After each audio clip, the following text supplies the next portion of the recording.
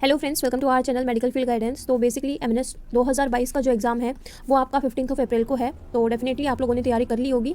I think आप लोगों ने सही सुना है मैंने जो बोला है कि आपका एमएनएस का एग्ज़ाम 15 अप्रैल को है। हालांकि नहीं है, बट अब आप बोलोगे कि दी एप्लीकेशन फॉर्म्स तो रिलीज़ नहीं हुए और 15 अप्रैल को एग्ज़ाम है, आप ये बोल रहे हो।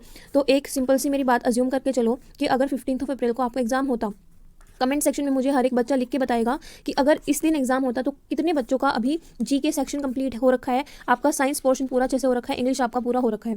या फिर ये भी आप बता सकते हो कि दी मैंने जीके में ये पोर्शन कवर अप कर लिया है बहुत अच्छे से, और मैंने साइंस में इतना कर लिया है, इंग्लिश में मैंने इतना कर लिया है। ये एक हर एक बच्चे के लिए ये चीज़ ज़रूरी है कि अगर मान लो आपका एग्जाम 15 अप्रैल को होता तो कितने बच्चे आप में से अच्छा स्कोर कर पाते। इसके लिए एक रियलिटी चेक हो रहा है, ठीक है। रियलिटी चेक हो रहा है मतलब कि 15 अप्रैल को मैं आप लोगों का एक मॉक टेस्ट रख रही हूँ हर एक बच्चे का, ठीक है, हर एक बच्चे का, जो कि आपका फ्री ऑफ कॉस्ट रहेगा। तो देखते हैं कि 15 अप्रैल को कौन कौन इस टेस्ट में अच्छा परफॉर्म कर पाएगा, ठीक है।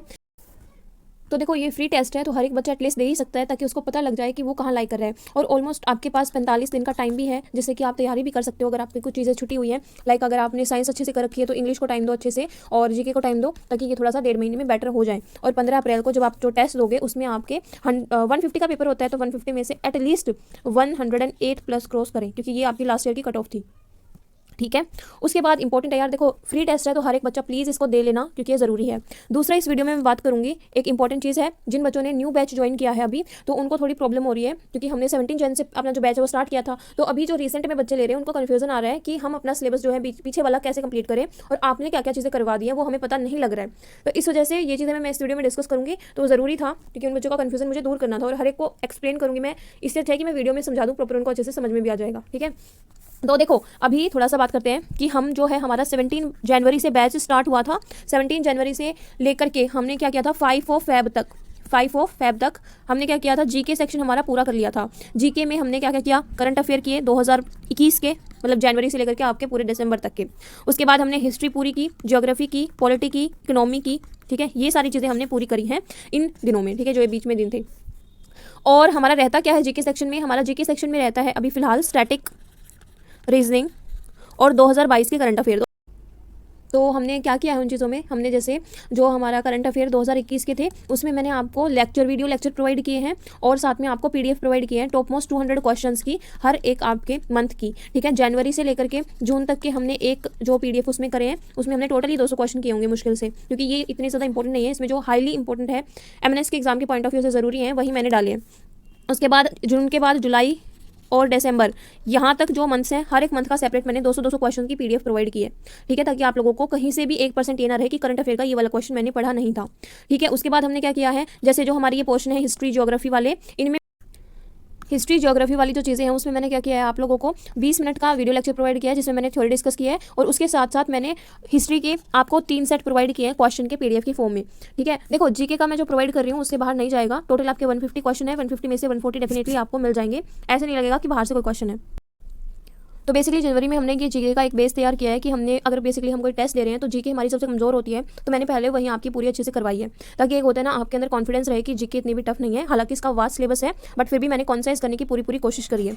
उसके बाद इंपॉर्टेंट चीज़ ये है कि जैसे जनवरी में मैंने आपका ये जीके करवा दिया, उसके बाद फेब में अब हमारे क्या हो रहे हैं, प्रैक्टिस सेट हो रहे हैं। यानी कि मैंने यहाँ पे जो भी पीडीएफ आपको प्रोवाइड की है करंट अफेयर की, उसके बाद हिस्ट्री की, ज्योग्राफी की क्वेश्चंस की, उनका आपका उन्हीं पीडीएफ में के क्वेश्चंस का यहाँ पे टेस्ट हो रहा है। मतलब कि आपको चेंज होकर क्वेश्चन नहीं आ रहे हैं, वही क्वेश्चन आ रहे हैं, ताकि आपको पता चले कि आपने ये वाली पीडीएफ जो है वो अच्छे से करी है कि नहीं करी है।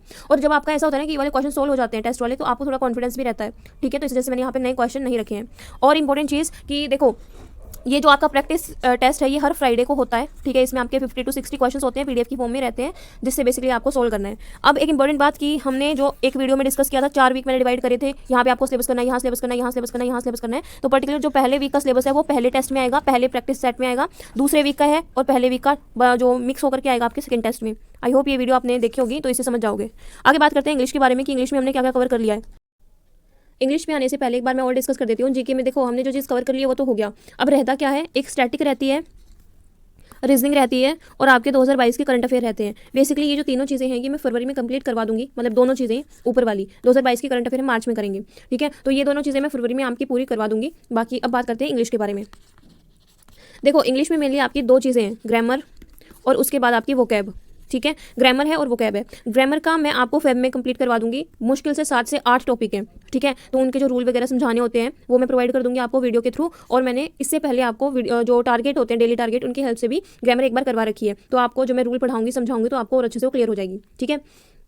तो बेसिकली उसके लिए मैंने पीडीएफ प्रोवाइड करी रखी है इंग्लिश की, जिसमें आपके क्वेश्चन है और साथ में सॉल्यूशन भी है, पूरे अच्छे सॉल्यूशन, मतलब जिसमें एक्सप्लेनेशन भी है, ठीक है। अब बात करते हैं वोकैब की। वोकैब भी मैंने आपकी डेली टारगेट की हेल्प से कंप्लीट करवाई है। तो वोकैब अब मैंने जैसे जनवरी में आपकी एक बार पूरी अच्छे से करवा दी डेली टारगेट की हेल्प से, तो अब हम फैब में क्या कर रहे हैं, फैब में उसके शॉर्ट टेस्ट हो रहे हैं। शॉर्ट टेस्ट कैसे, हर एक थर्सडे को 20 से 30 क्वेश्चंस का टेस्ट होता है, जिसमें आपकी सिर्फ वोकैब होती है। क्योंकि देखो वोकैब को आप समझ के नहीं कर सकते, जितने ज़्यादा वर्ड्स आपकी आंखों के सामने आएंगे उतना ज़्यादा अच्छा है। तो इस वजह से देखो आपकी जो मैंने इंग्लिश की पीडीएफ प्रोवाइड की है उसमें आपके जैसे 1 वर्ड का एग्जाम्पल लेते हैं, 301 वर्ड है, तो अगर पूरे वीक में मैंने आपके 301 वर्ड करवाए हैं डेली टारगेट की हेल्प से, तो आपको एक दिन में 50 से 60 करने पड़े हैं, ठीक है।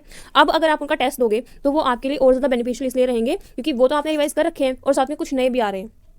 तो वो कैब हम आपकी जो टेस्ट है उनकी हेल्प से करेंगे। सेपरेट टेस्ट होता है, हमारे 4 टेस्ट होते हैं, थर्सडे, फ्राइडे और सैटरडे, संडे। अरे भाई थोड़ा सॉरी रुको, आपका सैटरडे को जो टेस्ट होता है वो होता है आपका जीके का, और फ्राइडे को होता है आपका वोकैब का। थर्सडे को टेस्ट नहीं होता, फ्राइडे सैटरडे संडे 3 दिन टेस्ट होते हैं। यहाँ पे फ्राइडे को आपका एक बायोलॉजी का और शॉर्ट टेस्ट होता है, ठीक है, थोड़ा सा पजल हो गई थी, सॉरी। तो फ्राइडे सैटरडे और संडे 3 दिन एग्जाम होते हैं, संडे को आपका फुल सिलेबस का टेस्ट रहता है, ठीक है। आई होप जीके का और इंग्लिश का समझ गए होंगे। अब बात करते हैं साइंस पोर्शन के बारे में। तो देखो साइंस में अब बात करें तो देखो ऐसा मैंने आपको साइंस में इतना कुछ नहीं कराया है, पर मैंने आपको बायोलॉजी की बात करी क्योंकि बायो के आपके 35 क्वेश्चन आते हैं, तो उसके लिए मैंने एनसीईआरटी हाइलाइट्स आपको प्रोवाइड कर रखे हैं, तो वो आपको अच्छे से करने हैं, वो मैं डेली टारगेट की हेल्प से करवा रही हूँ। तो आई होप अच्छे से आप कर भी रहे होगे। और बात करें किसके बारे में, जो हमारे फिजिक्स एंड केमिस्ट्री है। फिजिक्स एंड केमिस्ट्री में देखो एमएनएस के एग्जाम की अगर बात करें तो इतने हाई लेवल के क्वेश्चंस नहीं पूछे जाते हैं, आपके बहुत आसानी क्वेश्चन रहते हैं। अगर क्वेश्चन आ भी रहा है ना न्यूमेरिकल वाला, तो वो भी आपका डायरेक्ट फॉर्मुला बेस्ड आता है। तो मैं बस वही प्रैक्टिस करवाऊंगी आपको जो कि एमएनएस के पॉइंट ऑफ व्यू से इंपॉर्टेंट है, ठीक है। तो इनकी आपकी मार्च में मैं क्लासेस से करवा दूंगी या फिर आपको मैं पीडीएफ प्रोवाइड कर दूंगी, क्योंकि बहुत सारे बच्चे भी बोल रहे हैं, मैंने साइंस की पीडीएफ प्रोवाइड की थी कि हम ये क्वेश्चन आसान है और हम खुद कर सकते हैं, लेक्चर की जरूरत नहीं है, ठीक है। तो वो हम बाद में डिस्कस करेंगे कि हम साइंस के लेक्चर करेंगे कि नहीं करेंगे, ठीक है। तो बात करते हैं अब प्रिपरेशन आप लोग कैसे कर सकते हो जो कि खुद से पढ़ाई कर रहे हैं। ये तो था मैंने जो बता दिया, चलो ठीक है। लेकिन अगर आप खुद से तैयारी कर रहे हो ना, तो बेसिकली आपकी करंट अफेयर और बायोलॉजी बहुत ज़रूरी है कि आपकी अच्छे से, और साथ में वोकैब भी। अगर इन तीनों चीज़ों पे आपकी कमांड है तो डेफिनेटली आप एमएनएस का एग्जाम बहुत आसानी से क्रैक कर लोगे, क्योंकि ग्रामर के क्वेश्चन बहुत आसान आते हैं, इतने ज़्यादा मुश्किल नहीं आते हैं, ठीक है। तो डेफिनेटली आप जितना ज़्यादा क्वेश्चन प्रैक्टिस हो सके उतना क्वेश्चन प्रैक्टिस करिए अच्छे से, और जितनी तैयारी हो सकती है ना उतनी बेस्ट रखिए। 15 अप्रैल को जो एग्जाम है ना उसको 100% हर एक बच्चा देना, ताकि आपको पता भी लग जाए कि आपको कैसे क्या करना है। और अभी आपका 15 अप्रैल का वो टेस्ट जरूर देना, ताकि देखो आपको पता लग जाएगा कि मान लो उस टेस्ट में 150 में से आपके 80 नंबर आ रहे हैं ना, तो उतने ही मार्क्स आपके रियल एग्जाम में आएंगे, ठीक है। उसके आसपास प्लस माइनस कर लो 10 मार्क्स ज़्यादा से ज़्यादा, ठीक है, क्योंकि लेवल में वही रखूंगी, बहुत ज़्यादा ना तो हार्ड रहेगा ना बहुत ज़्यादा ईजी रहेगा। उसके बाद बात करते हैं क्या, उसके बाद इंपॉर्टेंट चीज़ ये आती है कि अभी आपके पास 1.5 महीना है 15 अप्रैल तक, ठीक है। तो इस 1.5 महीने को आप यूटिलाइज करो बहुत अच्छे से, जो भी आपका पोर्शन वीक है उसको स्ट्रॉन्ग अप करो। आप चाहो तो कोर्स ज्वाइन कर सकते हो, अदरवाइज आप अगर सेल्फ स्टडी भी कर रहे हो तो भी एटलीस्ट, या देखो ये फ्री टेस्ट तो दे ही लेना, एक टेस्ट एटलीस्ट, ठीक है, हर एक बच्चा। और प्लीज़ मुझे कमेंट सेक्शन में जरूर बताना कि किसका कितना सिलेबस हो गया है। देखो मेनली मैं ये वीडियो बना रही थी उन्हीं बच्चों के लिए जो कोई नया बैच ज्वाइन कर रहे हैं और उनको पता नहीं है कि हम कैसे क्या कर रहे हैं, ताकि उनको समझ में भी आ जाए चीज़ें, है ना। तो इसी वजह से मैंने जो है ये वीडियो एक्सप्लेन करने के लिए उनके लिए बनाई थी। तो मैंने सोचा कि जो बच्चे अभी पढ़ाई कर रहे हैं उनके लिए भी थोड़ा सा टेस्ट टाइप कर दे, जो कि खुद से पढ़ाई कर रहे हैं, ताकि उनको एक थोड़ा सा बूस्टअप मिले। एप्लीकेशन फॉर्म रिलीज नहीं हो रहे, उसकी वजह से पढ़ाई हो नहीं रही है, आई नो। तो प्लीज़ अभी इस 15 अप्रैल की एक डेडलाइन समझ के तैयारी करना कि 15 अप्रैल को आपका रियल एग्जाम है, ठीक है। तो उसको सोच के पढ़ाई करोगे तो 1.5 महीना आपके पास में है। 1.5 महीने में अपना सारा जो भी सिलेबस है वो कवर अप कर लेना, जितना भी रहता है, चाहे वो जीके हो, चाहे इंग्लिश हो, चाहे आपका साइंस पोर्शन हो, ठीक है। All the very best. और डेफिनेटली अपना नाम और अपना सिलेबस कितना पूरा हो गया है और हम तैयार हैं अभी एग्जाम के लिए, वो मेंशन जरूर करना कमेंट सेक्शन में, ठीक है। मैं हर एक बच्चे का नाम भी देखूंगी और देखूंगी किसने कितना कर लिया है, ठीक है। All the very best for your journey. देखो अभी एग्जाम कब होगा वो तो पता नहीं है, लेकिन हाँ इसको एक डेडलाइन मान लेना प्लीज़, ठीक है। ये आपके भले के लिए ही है, ठीक है, क्योंकि 15 अप्रैल को मान लो आपका एग्जाम में, मतलब ये मॉक टेस्ट ले रही हूँ, इससे एटलीस्ट आपको ये पता लग जाएगा कि आपके कितने मार्क्स आ रहे हैं। उसके बाद आपको क्या करना है, उसके बाद मान लो एग्जाम डेट तब तक अनाउंस भी हो जाएगी, मान लो जून या जुलाई में आपका एग्जाम हो भी रहा होगा, तो उसमें भी आपके पास इंप्रूवमेंट के लिए अच्छा खासा टाइम रहेगा, ठीक है। सो प्लीज़ अच्छे से पढ़ाई करो और जितना हो सके इस डेडलाइन को यूज़ करना, ठीक है। अपने दिमाग में सेट करके रख लो कि भाई 15 अप्रैल को हमारा एग्जाम है, एमएनएस 2022 का मेन एग्जाम, कोई मॉक टेस्ट नहीं है, ठीक है। So thank you for watching this video. जरूर बताना कि वीडियो कैसी लगी, और जिन बच्चों ने ले रखा है वो बच्चे बताना कि समझ में आ गया कि नहीं आ गया मेरे को व्हाट्सएप पे। और कोर्स से रिलेटेड अगर कोई भी इन्फॉर्मेशन चाहिए जो न्यू स्टूडेंट्स है तो वो भी मेरे को व्हाट्सएप पे पूछ सकते हैं, ठीक है।